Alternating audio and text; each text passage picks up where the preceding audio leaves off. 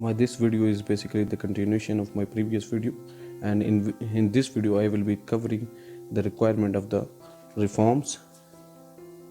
Mushrooming of madrasa was witnessed in Pakistan in 1980s onwards.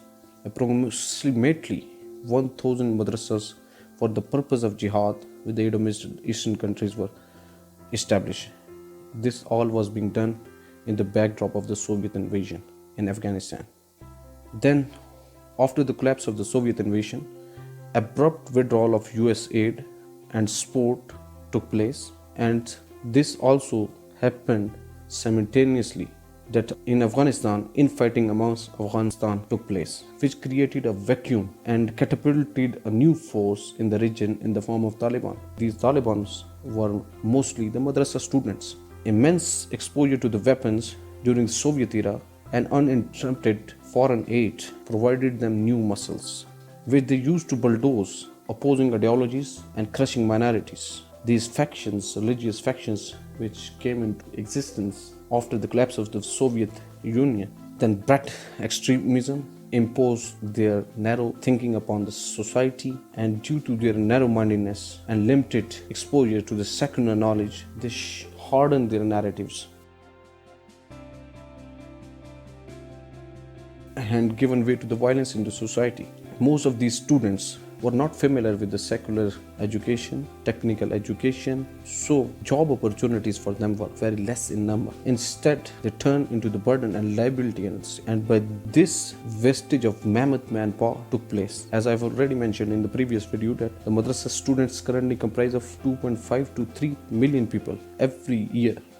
Then after 9/11 and global war on terror brought the focus of the world toward these madrasas. Basically, they have thought them as a nursery of the terrorism. It impacted the whole Ummah, but particularly Pakistan in context of Operation Enduring Freedom, the invasion of Afghanistan by the USA and 42 allied countries. In this backdrop, when we have sided with the Americans, as we have no other options to do so, a new phenomena emerged, and that was the TTP. And other sectarian factions basically joined with them, and they owe their allegiance to these seminaries, these madrasas. These factions openly challenged the writ of state and tried to impose their way of life, their way of Islam, their understanding of Sharia upon the rest of the society through the use of sheer force. This generated a growing sense of radicalization in the society, which gave way to this violence and also provided looming hopes in the society for exploitation of these fault lines by the enemy hostile agencies. Moreover, there existed a financial cap in the funding. There was a sense of lack of transparency, the way the funds were being collected in the form of alms and charities, and in some case, the foreign inflow. And this foreign influx of money also brought the influence, which negatively impacted the national security of the country. And as every one of you is cognizant, that Pakistan has been put up in the grey list of the Financial Active Task Force because of this lack of financial transparency, because they deem that these funds are being utilized for the terrorist activities. So Pakistan is at the verge. If Pakistan could not satisfy them with effective measures, maybe Pakistan placed on the blacklist, which can prove devastating for our economy, which is already in a disastrous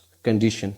Then this madrasa's foreign fundings, as I've already stated, also brought the influence from the other states like Iran, Saudi Arabia and UAE.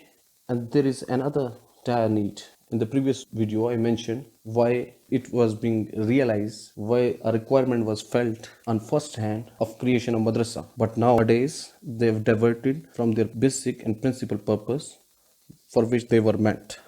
Thanks for the patience listening, and inshallah, we will meet again.